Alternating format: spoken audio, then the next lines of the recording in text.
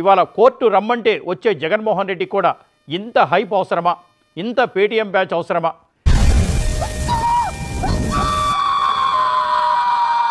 ఏంటిది? మీకేం సంబంధం? హైదరాబాద్లో ర్యాలీ తీస్తారా?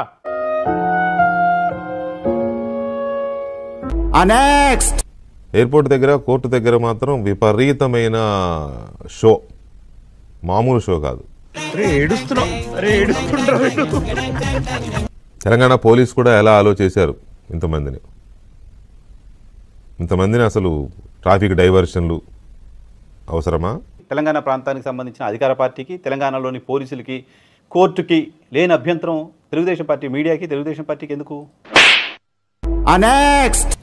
ప్రజల కోసం ఏమైనా యుద్ధం చేసి కోర్టుకు వెళ్ళారా? ప్రజా పోరాటాలు చేసి వెళ్ళారా?